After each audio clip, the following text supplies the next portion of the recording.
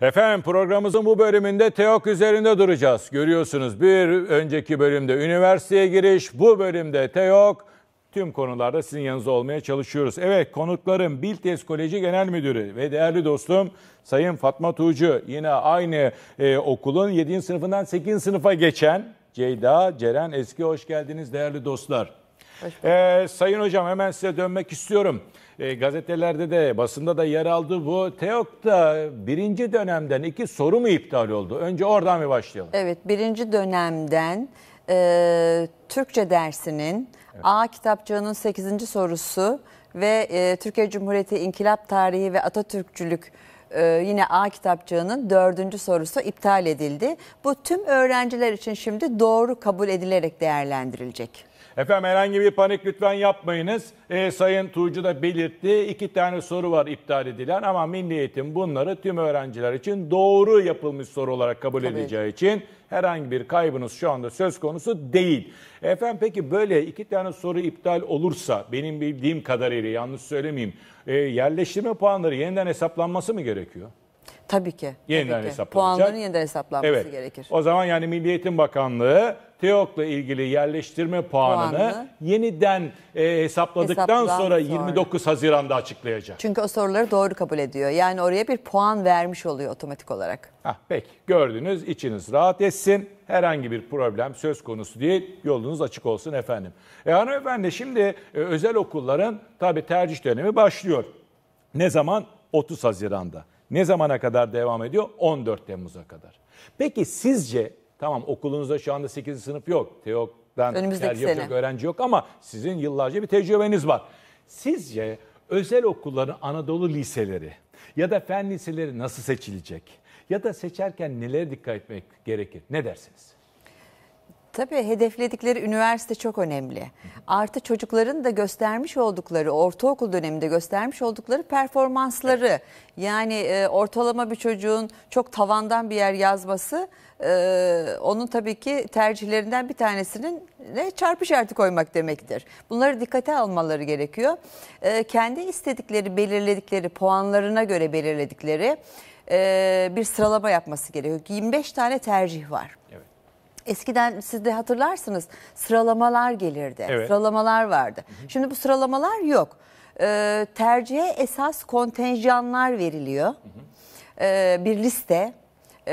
Bu liste içerisinde her ilin ayrı okulları belirleniyor. Bu okulların bir yıl önceki en son aldıkları öğrencinin puanının yüzdelik dilimi. Puanı ve yüzdelik dilimi veriliyor ki siz de bunları baz alarak tercihlerinizi yapabiliyorsunuz. Evet. Ben şunu onlara tavsiye ederim.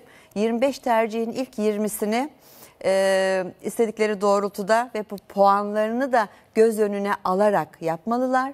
Ama son 5 tercihini de ne olur ne olmaz diye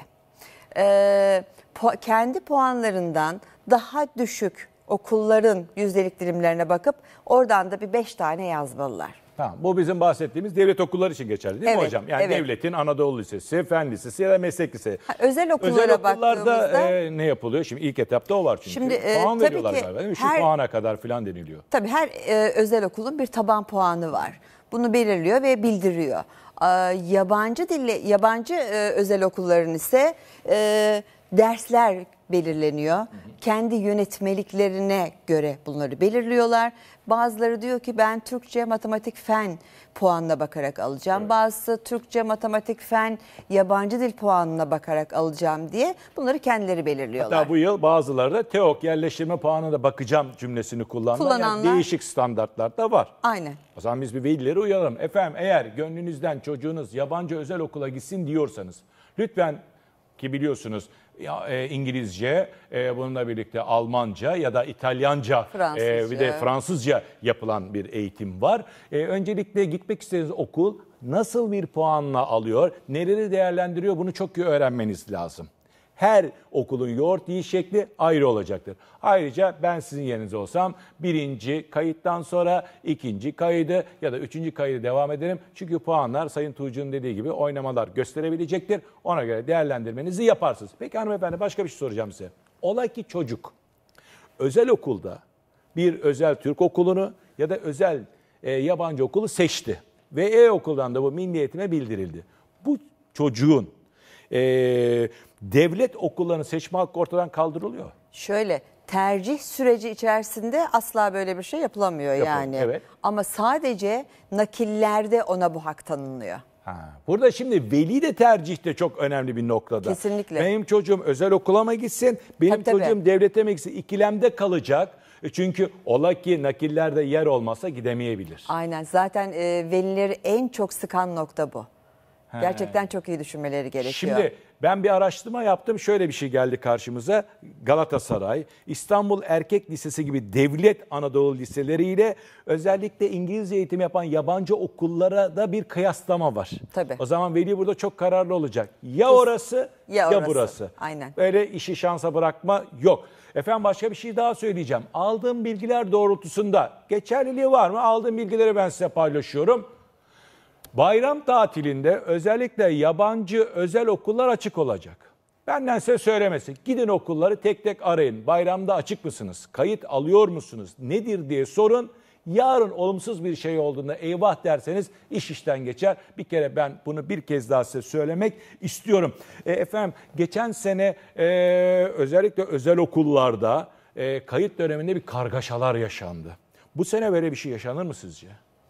Bu sene bence daha oturmuş Oturmuş olur. mudur o? Kesinlikle bunu kurumlar da kendileriyle ilgili olan negatif şeyleri herhalde bir göz önüne alıp değerlendirme yapıp en kolay şekilde bu işlemleri yapmak adına çalışmışlardır herhalde. Ama tercih adına şunu sorarsanız eğer özel okulları tercih ne kadar olur? Kontenjanlarını doldurabilirler mi özel okullar derseniz bana göre daha iyi olacaktır. Kontenjanlarını dolduracaklardır. Dolduracaklar diyorsunuz. Dolduracaklar. Ben öyle tahmin ediyorum. Peki biz şimdi sevgili Ceyda'ya geçelim. Şimdi Ceyda sen 7'den 8. sınıfa geçtin. Ya TEOK denilen bir gerçek var. Sayın Tuğcu Depo'nu söyler. Sınav gerçeği var. Şimdi bir sınav var. Şimdi bu TEOK'la ilgili ne düşünüyorsun? Söyle bakayım bana. Ben TEOK'tan korkmuyorum şahsen. TEOK senden korksun. Bence de. Çünkü biz o kadar hazırlanıyoruz TEOK'a. O bir canavar değil bence. Bizi yiyemez de. Aslında bizim onu yenmemiz lazım. Ki başarılarımıza, hedeflerimize ulaşabilelim. Peki nasıl yeneceksin? Söyle bakayım. Ne yapıyorsun? Şahsen çok çalışıyorum ben. Mesela okullarınızda ne yapıyorsunuz? 7'den itibaren mi? 6'dan itibaren mi bunları hazırlıyorsun? Ne yapıyorsun? Anlat bakayım. Okula geldiğimiz ilk hafta ders işledik. Ondan sonraki hafta ise KTT denilen bir sınavla karşılaştık. Hiçbirimizi tanımıyorduk yani. İlk önce çok korktuk aslında. Açılımını da söyleyelim mi? Konu Konu tarama tarama testleri. testi. O zaman ben de devam edeyim. Konu tarama testi ne demektir? Bilginin aktarılması. Evet devam et. İlk başta çok korktuk ama sonralarında alışmaya başladık. Bu konu tanıma testleri sadece o haftaki işlediğimiz konuları kapsıyor. Fakat her ay denemeler oluyoruz, TEOK denemeleri. Bu denemeler o zamana kadar işlediğimiz konuların hepsini kapsıyor. Ve bu yılın sonunda 4 tane TEOK denemesi olduk ve bu TEOK denemelerinin hepsi 20'şer sorulardan oluşuyordu. Gerçek bir TEOK deneyimi tattık yılın sonunda. Bir dakika hemen ben Sayın Tuğcu'ya döneceğim. Şimdi böyle sevgili Ceyda konuşurken bazıları şunu yapabilir. Efendim 7. sınıfta TEOK'la ilgili soru çıkmıyor ki. Hocam şunu hatırlatır mısınız? 6, 7, 8'de ardışık sorular var. Lütfen. Program sarmal bir program. Sarmal. Yani bu nedenle asla sadece 8. sınıfta çalışmakla Bu iş olmaz. TEOK'ta kesinlikle bu başarı elde edilemez. O nedenle çok öncesinden başlamak gerekiyor. Efendim lütfen şunu unutmayın. Çocuğunuz 6. sınıftan itibaren hoca söylüyor sarmal. Yani ben çok kısa söyleyeyim. A konusunun %30'u 6'daysa %30'u 7'de %40'ı 8'de çıkar. Eğer siz hocanın dediği gibi yalnızca 8. sınıfta hazırlık yaparsanız maalesef öndekileri kaçırırsınız. Yapılan çalışma son derece doğrudur ve bu yolda devam edin. Gelelim Ceyda tekrar sana. Şimdi önümüzdeki yıl sınava gireceksin. Evet. Bu yaz tatilini nasıl değerlendiriyorsun? Yaz tatilinde ilk önce ara verdim çünkü beynimiz motor değil ve dinlenmesi lazım. Sonrasında ise eğitim koçlarımızın hazırlamış olduğu ders programına göre ders çalışmaya başlayacağım. İlk başta tempoyu hafif tutup sonradan arttırmayı düşünüyorum.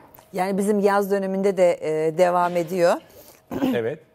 Öğretmenlerimiz koçluk yapıyor onlara. Her hafta belli bir programları var, çalışma programları var. Okul Neler yapacağız? açılıncaya Ne kadar. çalışmalar yapacaksınız? Hocam 8'de bir söyleyin bakalım. Gözü korkmasın ama. Onlar hazırlıklılar. Yani korkmuyorlar. Keşke her çocuk bunlar kadar hazırlıklı olsa. Peki devam et. Ya yazın işte koçlarla çalıştın. Evet. İlk önce konu tekrar edeceğiz. Çünkü konu tekrar etmeden test çözersek çok fazla yanlışımız çıkıyor. Ve şunu yapmayacağız, yani hızlıca test çözmeye çalışırsak belki bir şeyleri atlarız ve test çözerken cidden insan öğrenebiliyor. Ve şunu da yapılabiliyor. Mesela testte istenilen bilgi bilemiyorsun ama orada verilen bilgilerden sen o bilgiyi edinebiliyorsan sen doğru bir teknik uyguluyorsun demek bence. Peki sana çok açık bir şey soracağım. Yani hayat teok mu? Okulda başka bir şey yapmaz mısınız? Hayır, hayat teok değil tabii ki de. Nedir? Ne yapıyorsunuz? Mesela okulda başka teok haricinde neler yaparsınız? Teok haricinde kulüplerimiz var. Matematik kulübünden dans kulübüne kadar farklı alanlarda çeşit çeşit kulüplerimiz var. Sen hangi kulüptesin? Her ay kulüplerimiz değişiyor. Ha, değişiyor. Evet. Tamam. Bütün öğrenciler her kulübü tatmış oluyor. Evet. Peki mesela bununla birlikte ne bileyim sınavda da işinize yarar bir hızlı okuma var mıdır vesaire var mıdır? Bu tip ekstra çalışmalar var mı? Evet, hızlı okuma kulübümüz var. Var benim mı? ben normal dakikada 200 kelime okuyabiliyordum. 200 kelime. Şimdi 750 kelimeye çıktı okuma hızım. Bunun artısını görürsün ama sınavda. Ben hızlı okumaya gitmiştim yani büyük artı getirir. Evet ve okuma hataları mesela melimalı o hatalar artık kaybolmaya başladı. Onu iyi yapıyoruz. Peki bir de şey var şimdi seninle dışarıda konuşuyorduk. Sen okul temsilcisi misin? Başkanı mısın? Temsilcisi. Ne demek bu? Temsilci Okul ne demek? temsilcisi öğrencilerin aslında dili oluyorum. Çünkü Nasıl dili oluyorsun bakayım? Şöyle, öğrenciler bana isteklerini söylüyorlar. Ben de genel müdürümüze iletiyorum. Aslında onlar arasında bir köprü vazifesi görüyorum.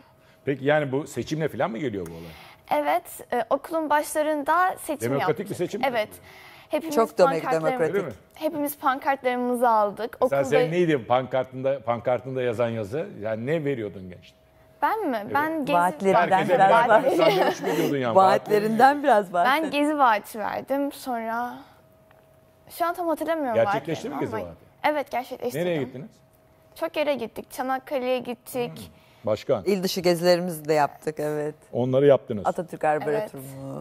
Peki Sayın Hocam size dönelim. Şimdi okullarda bu çok önemli yani. Şimdi evvelden herkes işte TEOK başarınız vesaire soruyor. Tamam bu olacak ama ya sosyal başarı gerekmiyor mu? Sosyal etkinlikler yapılmaz mı? Kesinlikle yapılması Ne gerekiyor. yapıyorsunuz Zaten sadece derse odaklanmakla bu iş başarılamaz yani. Çocukların sosyal anlamda da kendilerini geliştirmeleri gerekiyor. Deşarj olmaları gerekiyor. Eğer dinlenmeyen çocuk dediği gibi beynin boşalması gerekiyor dedi ya şimdi biraz önce tatilde biraz ara verdim. Ama şimdi bacaklarından yukarı kaldınız, beynini boşalttınız. Aynen dinlenmesi gerekiyor beynin. O nedenle sosyal faaliyetler bizim için çok önemli. Bir de biz şuna dikkat ediyoruz. Her kulübü çocuğun tatmasını istedik biz. Yani hani 2 tane seçim yaptırıp sadece buz patenine girsin Doğrusunu yapmış. ya da kaligrafi yapsın değil. Her ay onlara birer kulüp verdik. Ama her noktada kendisini görür. Evet. Sonrasında arzu eden olursa evet ben bu kulüpte kalacağım. Bu kulüp benim için çok yeterli, çok seviyorum. 1 yıl boyunca da bunu yapmak istiyorum dediklerinde de bunu da yapacağız.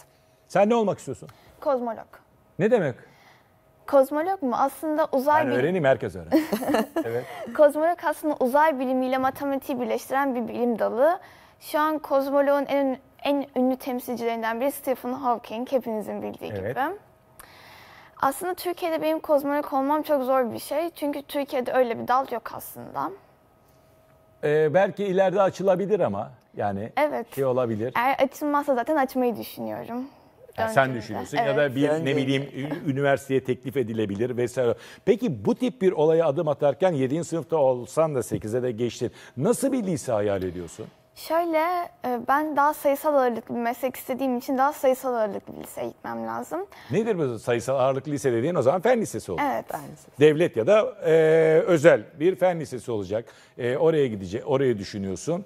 Peki burada fen lisesi seçerken ne nitelikler olması gerekir bir öğrencide? Sence? Bence daha çok insanın yeteneği doğrultusunda. Çünkü bazı fen liseleri var, ileri fizik eğitim veriyor, bazıları ileri biyoloji. Mesela biyolojiyle alakası olmayan birinin ileri biyoloji eğitim veren bir liseye gitmesi saçma olur.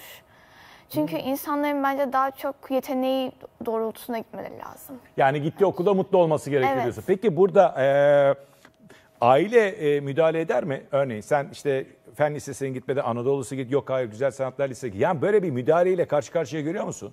Ben hiç gelmedim ama bence ailelerin de böyle bir şey yapmaması lazım. Çünkü o çocuğun kendi hayatı bu. Annesi o çocuk için yaşamıyor veya o çocuk annesi için yaşamıyor. Belki o çocuk Güzel Sanatlar Lisesi'ne gitmek istiyor ama annesi Fen Lisesi diye daraltıyor. Kim bilebilir ki yani o çocuk belki çok iyi bir ressam olup çıkacak. Efendim görüyor musun sevgili anneler babalar, sevgili Ceyda Ceren Eski ne diyor? Her çocuğun bir kalbinin sesi var. Bırakın o yolda yürüsün. Lütfen bırakın çocuklarınız o yolda yürüsün. Mutlu olsun. Hanımefendi size geliyorum. Peki burada öğrenci vesaire ama başarıda öğretmen ve Çok çevre önemli. önemi nedir? Öğretmenin önemi çok büyük. Öğreten kişi zaten. Öğretmen çok iyi olmazsa çocuk nasıl öğrenecek bir kere? Yani biz de bu anlamda öğretmenlerimize çok büyük değer veriyoruz. Özellikle de seçerken öğretmen seçiminde çok titizlikle çalışıyoruz. Onlarla önce bir tanışıyoruz. Tanıştıktan sonra akademik bir sınavdan geçiriyoruz öğretmenleri. Daha sonra rehberlik servisi tarafından yapılan bir çalışma yapılıyor ve ders anlattırıyoruz ona. Yani burada akademik anlamda ne kadar başarılı olursa olsun bilgiyi karşıdakine öğretemiyorsa öğretmen olunmuyor. İşte öğrettiği zaman, aktarabildiği zaman öğretmenlik başlamış oluyor. Efendim Eğitim Fakültesini düşünen sevgili üniversite adayları, YÖK'ün aldığı çok doğru bir kararla ve bütün kalbimle de katılıyorum ve onları kutluyorum. Eğitim fakülteleri yeniden yapılandırılıyor. Lütfen bu yapılandırmaları okuduktan sonra ve kılavuzda yeni isimlerle gelecek olan bölümlere baktıktan sonra tercihlerinizi doğru kullanmanızda bence yarar var. Efendim bir liseyi seçecek öğrenciye TEOK çıkışı, özel ya da devlet önemli değil. Nelere dikkat etmeleri lazım? Aileler gence nasıl yardımcı olsun? Tabii aileler çocuklarının en iyi okula gitmesini isterler tabii ki. Ama burada açıkta kalmak da var. Evet. Yani bu işin sonunda. O nedenle çok akılcı davranmaları gerekiyor. Tercihlerini kendi okullarında bulunan rehber öğretmenlerden yardım alarak yapmaları gerekiyor. Hem onları tanıyan öğretmen hem de bu tercihler konusunda tecrübeli olan rehber öğretmenlerden destek almaları gerekiyor. Ortak karar almalılar. Çocuğu da muhakkak dinlemeliler. Yani ne istiyorsa çocuk bir kere ona kulak vermeleri gerekiyor. Kendi tercihleri ikinci planda olmalı. Ama yönlendirmek adına tabii ki aile çocuğunu yönlendirecek ama biraz mantıklı olmak gerekiyor. Bir de ben şunu söyleyeceğim. Anadolu liselerinde bazılarının hazırlık sınıfları var. Bu özellerde de var. Devlette de var. Devletin buna, velinin buna çok iyi dikkat etmesi lazım. 2. Fen liselerine bu yıldan itibaren hazırlık sınıfları kondu. Bazıları yapmayacak. Burada hazırlık olsun mu olmasın mı? Eğitim yabancı dille mi gidecek, gitmeyecek mi? Bunları son derece iyi araştırmaları gerektiğine ben inanıyorum. Ama şuradaki olaya ne dersiniz? Özel okulda okuyan bir çocuk tabii ki devletin fen, Anadolu ya da meslek lisesi seçebilir. Ama bence kendi okulunun özelliklerini bir kere karşılaştırma yapması lazım. Çünkü gördüğüm kadarıyla bazıları gidiyorlar sonra vazgeçip ortamı bulamadan kendi geri dönüyorlar. okuluna dönüyor. Bu konuda ne dersiniz? Şimdi fen liselerinin hazırlık kısmı açıldı dediğiniz noktada ben çok sevindim. Neden sevindim?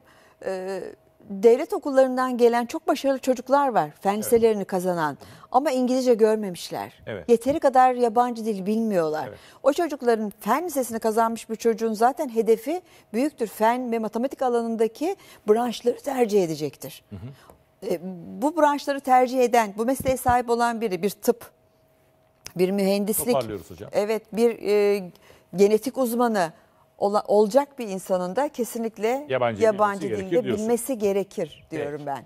Efendim programın sonuna geldik. Çok değerli konuklarım, Biltes Koleji Genel Müdürü ve değerli dostum Sayın Fatma Tuğcu'ya ve ayrıca aynı okulun 7. sınıftan 8. sınıfa geçen öğrencisi sevgili Ceyda Ceren Eski'ye bir kez daha teşekkür ediyorum. Biz teşekkür ederiz. Efendim lütfen buraya dikkat edin. Yarın pazartesi günü, tekrar ediyorum. Yarın pazartesi günü saat 16.30'da bir arada olmak dileğiyle hepinize mutlu günler dilerim.